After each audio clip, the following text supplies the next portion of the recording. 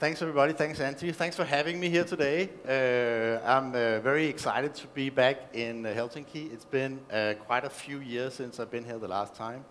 When I found out that I had to speak for 45 minutes, and also that I was the last thing between you and the after party, I panicked a little bit.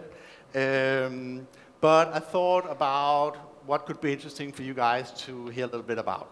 So, I'm going to talk about three things today. I'm going to talk a little bit about the Zendesk journey, because it's been an interesting ride, and at least a bunch of you startups can maybe learn a little bit from that. I'm also going to talk a little bit about some of the megatrends that are driving our industry, because sometimes we take that stuff for given, but it's a good thing to get that refreshed. Lastly, I'm going to talk a little bit about some of the principles one of the basic principles for Zendesk that we think a lot about as we grow our company. And to fill out the 45 minutes, I've got a bunch of videos in here too. First of all, this is me. My name is Mikkel, and I'm one of the 3 founders of Zendesk. And you can follow me on Twitter. I expect to have at least another 100 Twitter followers after this event. What do we do? Zendesk is a on-demand, cloud-based software as a service solution for providing great customer service. And we are delivering that platform to more than 20,000 organizations all over the world that on their part, deliver customer service to more than 100 million people. And we have customers of many different sizes using our application. We have small customers, small startups all over the world, but we also have a bunch of multi-billion-dollar companies in there using Zendesk to provide great customer service. Here's a little selection, and as you can see, we have some great startups in here. One of the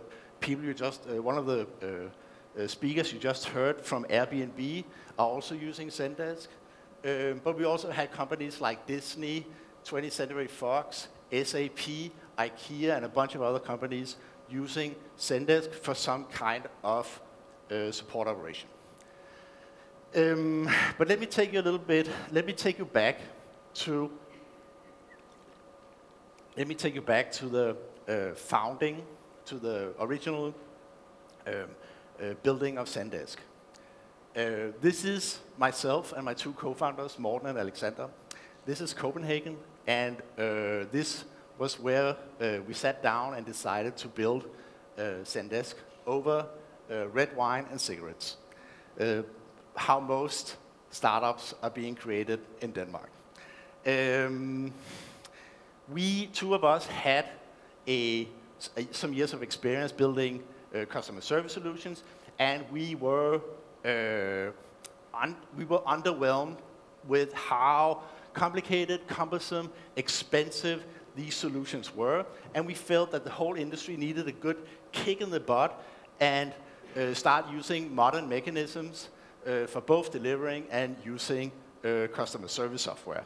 So we sat down and started building this product. I think there's always many ways to tell the founding story of a company, but I think we also thought a lot about where we were in our lives. In many ways, this is also a very personal story, and I think all of us were afraid of that if we didn't do this now, we would never be able to do it. We would get too engraved in our daily jobs and in whatever we did to make a living. And if we didn't execute on our dream, on our vision, then we would never be able to do it. So that was very much kind of what kickstarted the company. So we sat down and started to build Zendesk. And we worked out of my good friend Alexander's apartment, and we worked there for many years, actually. In many ways, this is the most This is the most fragile part of a company's life. You have 3 guys that doesn't make any money. You're constantly running out of money. And you have to focus extremely hard on building your product, delivering your product, and shipping your product. And if you have great co-founders, which you hopefully have if you build a startup, they will have temptations all the time. They will be dragged into this product or this project or be offered this and that job. And it's just hard to keep everybody engaged and focused on the mission. But nevertheless, we succeeded against all odds. And on October 2007, we launched Zendesk. And then came the big question about getting to raise money, because you know, you can't really scale and run a startup without capital. So what we first did was that we went out and did it's called a family and friends round, also called a family, friends, and other fools. And together with those and a German angel investor, we raised $500,000. And then after that, we started to pitch real venture capitalists.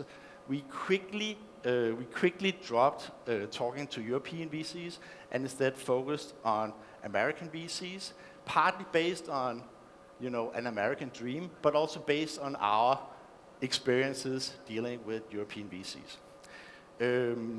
We spent more than a year pitching to American VCs, and this was in 2008, and we were actually very close to a couple of deals back then. I had one experience where a partnership asked me to fly over to kind of formalize the last thing so we could sit down and they could write a check and I could meet the entire partnership and like we could get the term sheet put together. I flew over, I did my presentation, went back to the hotel and waited for the call that never came. And this was one of these things that happened in 2008 because of the credit crunch. Suddenly, like from one week to the other, the entire climate of the VC industry changed dramatically, and we could really, really feel that we were in the middle of it. So I had a very long flight home because, you know, we were constantly running out of money, even though we had raised a little bit from friends and families. Again, like, as you are with a startup, you're constantly with your back against the wall. What happened was that then one day, out of the blue, a guy called Devdutt from a Boston-based VC called Charles River gave me a call and said, I'm doing some research on this industry. I stumbled upon your website. This looks interesting. Let's talk.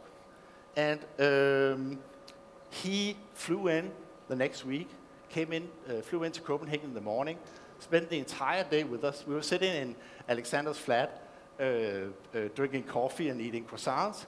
And basically, after that, after some time, we settled on a term sheet with Charles River Ventures, and this was our first real VC. And I think that one of the myths about VCs is this thing that once you have a VC in your company, you become somebody's, you know, puppet.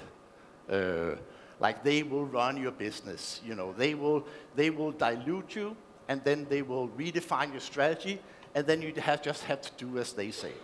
I think that good VCs, I think maybe there are VCs like that out there, but I think with good VCs, this is much more like a partnership. Sorry. This is people that you need to spend a lot of time with over the next many years, and you can almost see this as a marriage. And that's also why I think we were extremely lucky that the first VC that we engaged with was somebody who really understood kind of the dynamics of a fragile startup. You know, crazy founder egos and all these things, the whole uncertainties about the legal process and visas and all these things that you had to deal with to work with an American VC. So we were very lucky. He initially came up with a term sheet that we rejected. This is not good enough for us. And he had the patience to come back with us and say, okay, let's figure out what we can do then. So that became our Series A. It was a small series. We only raised like less than I think $1.5 million. But that was the move that brought us to Silicon Valley, the home of the gold rush, the home of generations that have come to Silicon Valley to seek their fortune, but also a region that has a great tradition for building companies, and where you, as a startup, is not only the odd man out, but you are really a part of an industry. So in many ways, the rest is history. We moved to San Francisco. We now have our headquarters in San Francisco, offices in Copenhagen, in London, and in Melbourne. We have something like 300 employees, more than 20 nationalities working for the company, more than 20,000 customers that are supporting more than 100 million end users, and we have raised something like $85 million in VC money. Yeah. So I want to talk a little bit about some of these megatrends that have really helped us, and that's probably going to accelerate your businesses too. But I also want to point out a thing that is very specific for us and for our industry.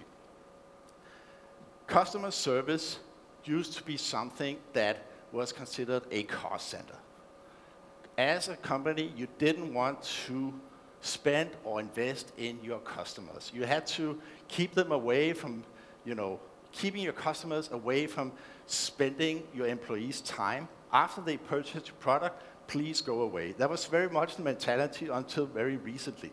Now, companies are looking into customer service as a way to retain a longer-term relationship with their customers.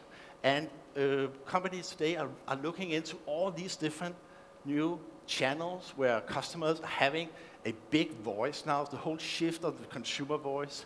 And companies are looking into figuring out ways to embrace all these channels. So that is very much what we have built for our customers. And I have a little short movie that displays how that works.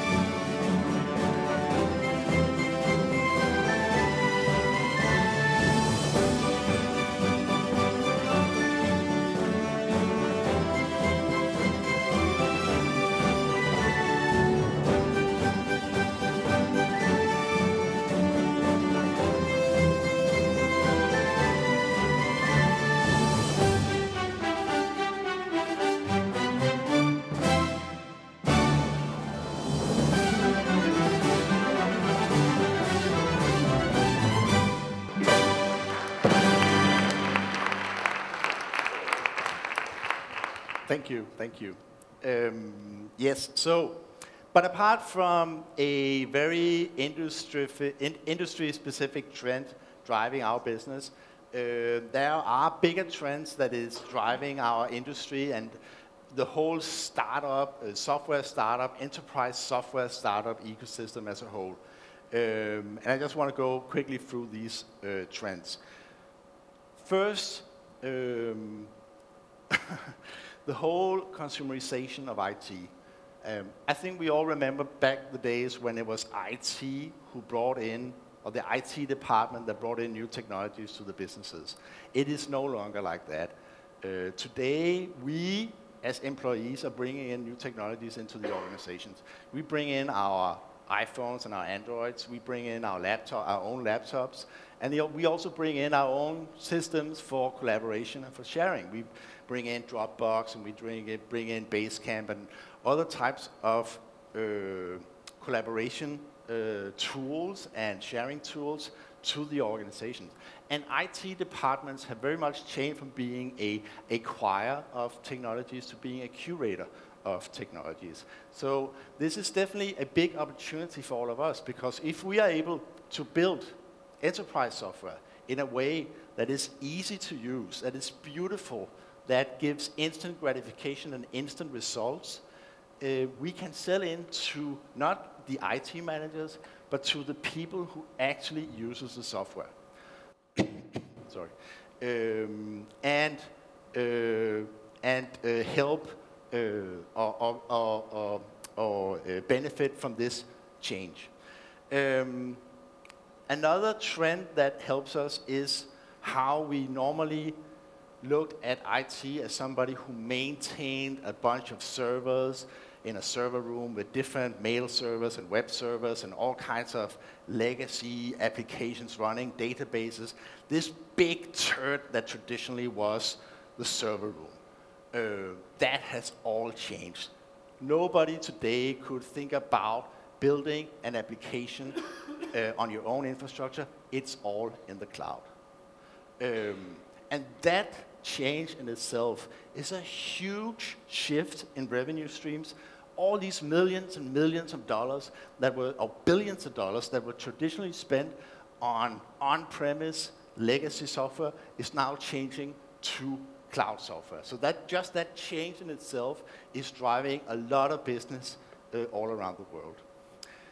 Third trend has to do with the new pricing models, with subscription services, with software as a service. Normally, like IT investments were like, you paid somebody $1 million and then 20% per year, and then you got 15 disks and had to kind of install the software locally. It was an investment. Nowadays, you purchase your software as a subscription, and you can pay as you go, and it's a utility on tap. You don't pay for more than you use. Fourth trend has to do with devices. We are addicted to our devices. I couldn't imagining using a tool that is not available on my iPhone and my iPad. And the same goes for the enterprise software. We will never implement some kind of enterprise software in my company that isn't also available on my iPhone. And it's again very much us as regular consumers and employees that is driving this revolution, but it's also meaning a gigantic shift in how people are, or how enterprises are acquiring software. The last trend I want to talk about is the whole social media paradigm.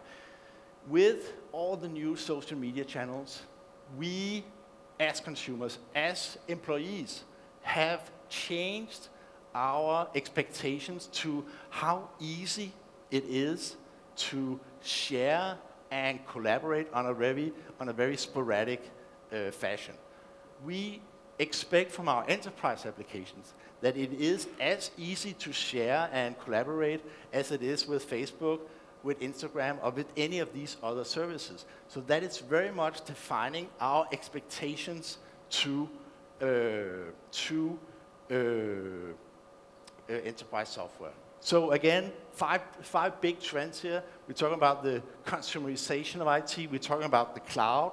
We're talking about software as a service.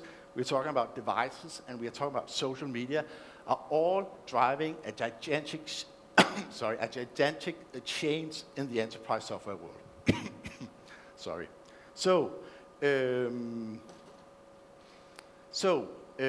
switching from these big megatrends that have helped us dramatically, we have a lot of customers coming to us simply because their previous system didn't have an iPhone app, or their previous system had to be installed locally, and they want to switch to a modern system that exists in the cloud and has an iPhone app.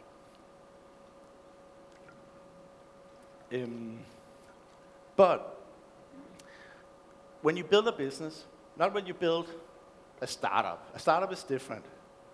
You have to, as a startup, you have to focus on producing results, getting shit done. When you start to build a business, when you go from that chain from building a product to building a business, you have to think more carefully about some of the principles that define your business. One of these principles, or one of the most important principles for us, is based on a term that my co-founder, Alexander, he coined very early, and we call it beautifully simple.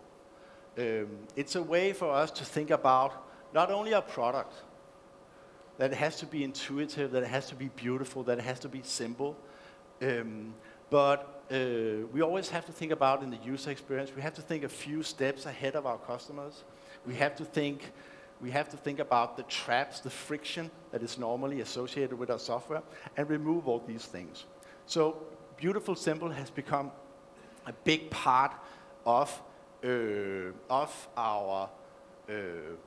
principles that we as a company, that the employees of the companies around can gather around and understand in terms of defining our business and growing our business. So for example, when the creative department is putting together these slides, they have to think about keeping everything beautifully simple. But I've also shown another example. We introduced a new user interface, a new user experience for our customers, and we put together a little video to give them an understanding of what was this new user interface all about. It was all about speed, productivity, and an improved experience. So I'm just going to show you that movie.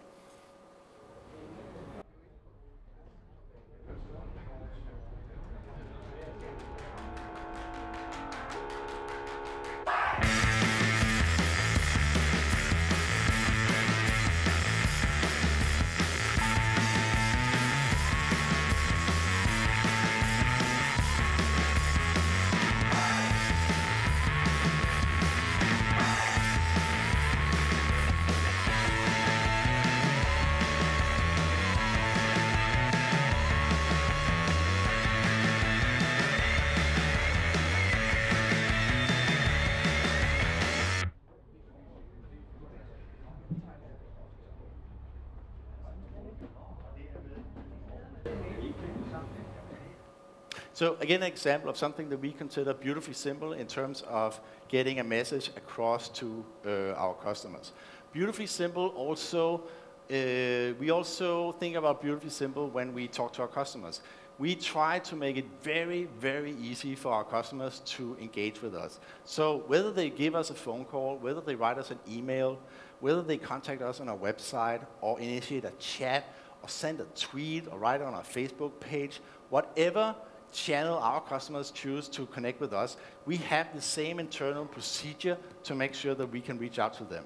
So in many ways that we eat our own dog food, we make sure that what we believe our customers should do, we do that ourselves. And in that way, we create a beautifully simple process for our customers to engage with us. Another good example of what we call beautifully simple is how we try to remove all friction in doing business with us. So everywhere on our website, you can try our product for free. So basically, this experience has defined how all our customers started their relationship with us. Whether it's Groupon, Disney, or the local Finnish retailer here, they have all had their first experience with Zendesk through this sign-up form. Creating a workspace is also something where we have to think about beautifully simple. And I think in San Francisco, in our headquarters in San Francisco, we have thought, or we have tried to revert or go against the trend, at least in the area, where you think a lot of perks into the jobs. It's all about making sure that your employees stay as long as possible, so they can get a massage, they can get breakfast, they can get lunch, they can get dinner. There's people set up fitness rooms and have dry cleaning services and so on, all to get their employees to stay as long as possible in the office. We have gone in the completely different direction and provide nothing of that.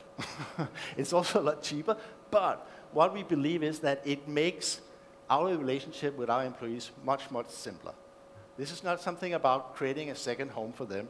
This is creating a slate for where they can provide their work in a efficient way, and then they can go home and spend time with their wives or with their spouses and their families, and come back to job the next day and have a good work-life balance in general. We try to make that very visible, and it's a very important part of our recruiting effort, and we have created a little recruiting video that I'm going to share with you now. This is Zendesk. This is also Zendesk. This too is Zendesk. These are the countries where Zendesk has its offices.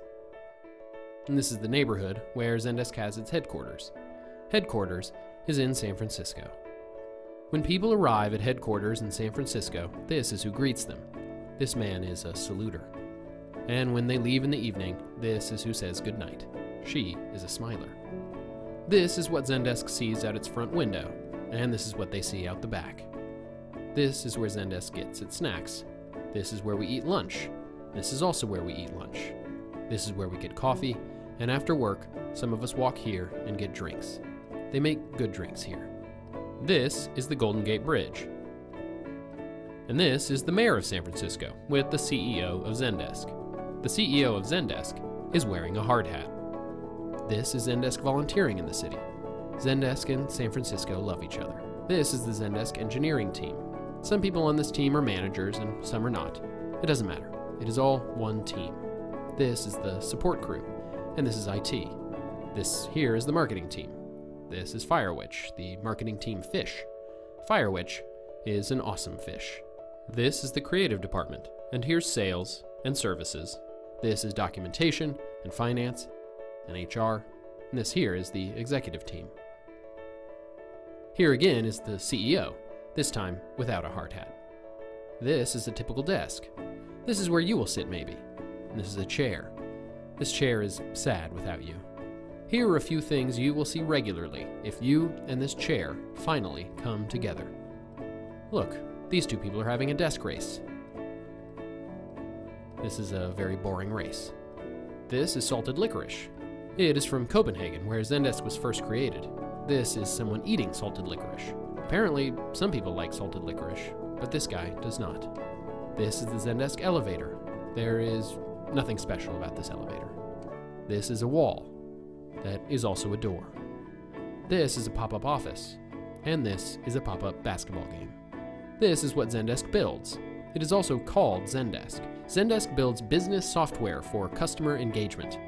That does not sound very cool, but Zendesk is making it cool, simply by making it better.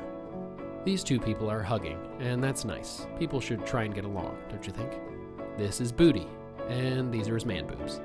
Sorry, that's just the way it is. This is how big the company was when it started, and this is how big the company is now. That is like 1,000% increase or something. This is Zendesk working, and this is Zendesk having fun. This is someone making a mistake, and this is someone doing a victory dance. Please note, we do not judge anybody's victory dance. This is someone pouring a drink on Friday, and this is someone making coffee on a Tuesday. These are people who work for Zendesk. Zendesk hires interesting people with interesting backgrounds. None of these people are assholes. Zendesk does not hire assholes. This is Zendesk. Join the crew. And just in case, go to zendesk.com/jobs. when I apply for a job. All right, it's so beautifully simple. We try that as a philosophy to saturate our company. Also in our imagery, we try to be playful with our imagery. We have some very clean symbols that we reuse a lot, and we try to be a little playful with the imagery and combine that with really good content and some bold calls to action. So wherever we are, we try to keep this consistency about beautifully simple communication.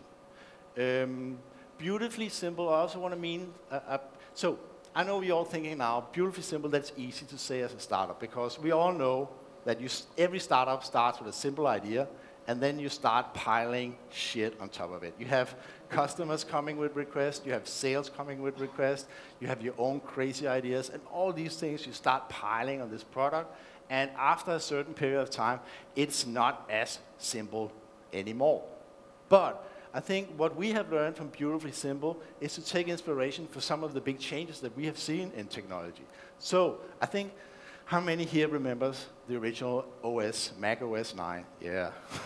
And how many were first movers on Mac OS 10? Yeah. Version 10.0, if you remember that, completely odorless, like couldn't use that for anything. But nevertheless, what Apple did back then was that they made a very bold move.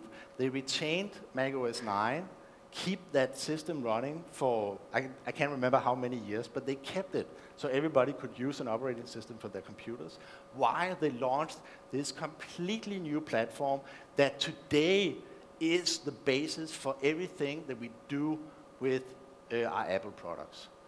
So they made a very bold investment in completely redefining, starting all over. We have another good example of that in San Francisco.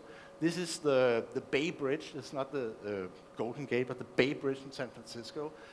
And after one of the earthquakes in '89, they found out that it wasn't a stable construction, or at least it wasn't a stable construction on the long term. So they had to figure out a way of replacing it. So what they did was they went into this big repair mode and repaired the hell out of that bridge, because there's like, I don't know how many hundreds of thousands of people that crosses that bridge every day. But at the same time, they started building a completely new bridge right next to it. And that bridge is completed probably within the next couple of years. So while they made this big investment in maintaining and retaining their current platform, they built a completely new platform next to it, future-proofing their business. And those are the kind of bold decisions that we also believe defines Beautifully Simple. To stay loyal to being beautifully simple in your communication, in your product and everything, sometimes you have to take many steps back, start all over, while you retain your business, while you make your customers happy, and build a platform for the future, while future-proofing your business. And again, as I started out saying, as a startup, it's not necessarily necessary to have like a core philosophy for your company. It's all about making products, getting shit done. But as you scale your company, as you grow your company, as we are at a pace of hiring something like 50, 60 new people every quarter, and there's no time to sit down and explain with all these guys what it is that defines Zendesk. So we have to figure out a natural way of explaining what are the core values of this company as we scale the company, and that is why we need a philosophy around Beautifully Simple. And that was my message for you today.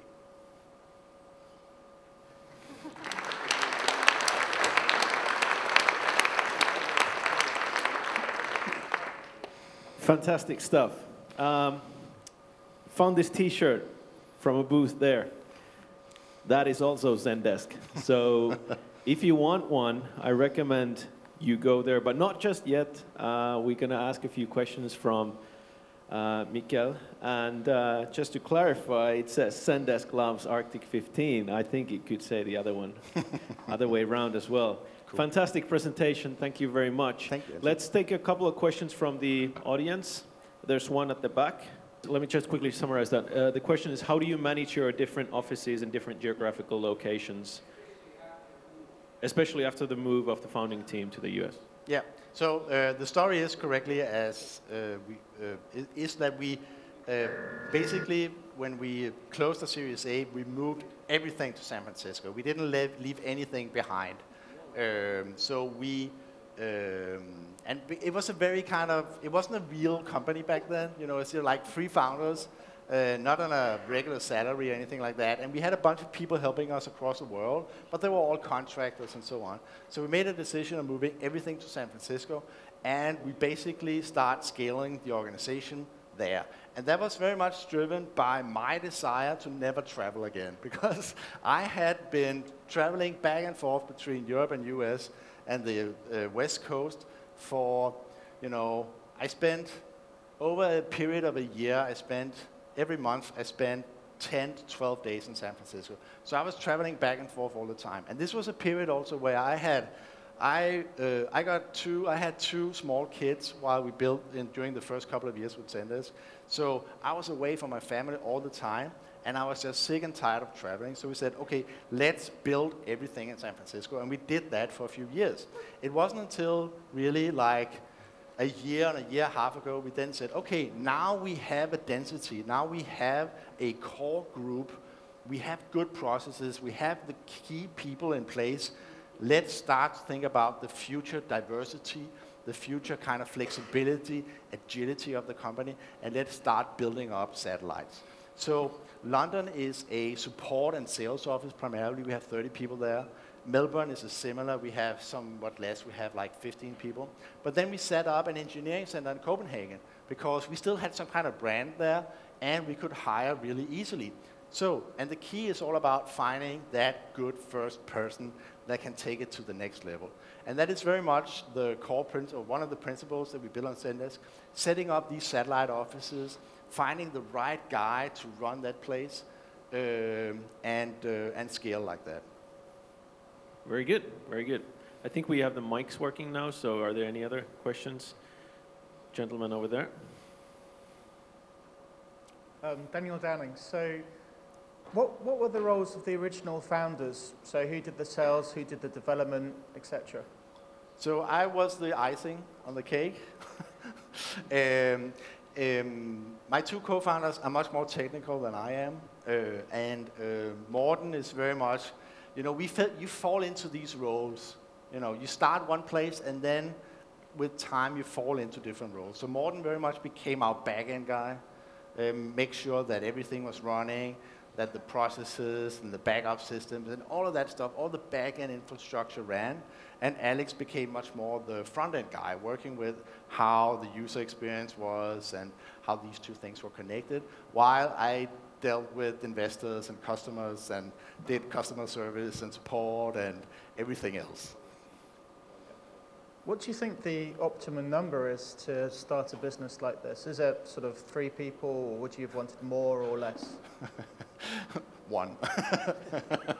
No, but it's like, it's very keeping the dynamics, and it's a very fragile period having founders that, especially when you're not funded and you're running out of money all the time, it's a very, very delicate process. And I think 95% of all startups are dying in that period. But I don't know if there's an optimal number. I think it's about having a relationship where you can be brutally honest with each other and share kind of your pain and your misery while sharing all the good experiences so that everybody knows where they have each other. And it's like, we are a pretty dysfunctional group. We all have our shit to deal with, but nevertheless, we have supported each other and kind of helped each other through this process. And that is a complicated process. Taking, you know, risking everything you have, you know, leaving your home country, taking your family and starting all over in a new place while you have to drive a company at a very high pace is a very, very risky process. Not from kind of a business perspective, but from a personal perspective. And it's just important to remember that it's not a business driving a business, it's people driving a business. So that so that you keep your founders, you keep your co-founders, you take very good care of each other, keep each other in a good place so that, you know, you don't, so you're not being bogged down by all the problems and so on that exist. I think it's one of the most important things. And as you continue to grow the company, taking really good care of your employees is just as important. You mentioned in your talk that after the FFF round, so to speak, you were constantly almost running out of money and it was really difficult for you. Was there a point in time that you were ready to call it quits, to sort of, you know, this isn't gonna, and what sort of kept you going? I don't know, persistency. I think also that, I think our customers ultimately kept us going because I think that's one of the, I heard a question before, how did you get the first 1,000 customers to the other panel? We very much got our customers through our customers. Our customers were really excited about the product and told other people about it. And that's how we got a lot of organic growth, that simply people got excited about it and told all their friends, who then also became customers. So I think very much this about having really supportive customers, that makes you think, well, here is something that really works. Here is something that has the platform, that is the basis for creating a real business. And I think as long as you have happy customers, I think it's much easier to get through all these things. Very good. Let's take one more question before we start wrapping things up. Do I see any hands? There at the back.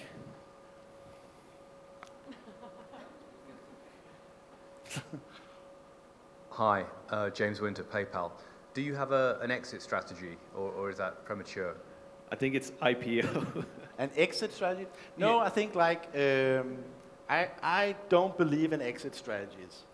I believe in like, when you get to a certain point and you can see that what you're building has the potential to change a industry, has the potential to change how companies are engaging with customers and so on, you're not building for the short term anymore. And of course there has to be a return for your investors, and you have to figure out a way of ensuring that in return. You have to figure out a way of keeping your employees very motivated, and also make sure that there's a monetary benefit for them in it. But I think when you're building for the long term, you're not thinking about an exit. And I couldn't imagine anything else I wanted to do with my life than building this company. Cool, thanks. Thank you very much. Let's give one more round of applause. Thank you. Thank you.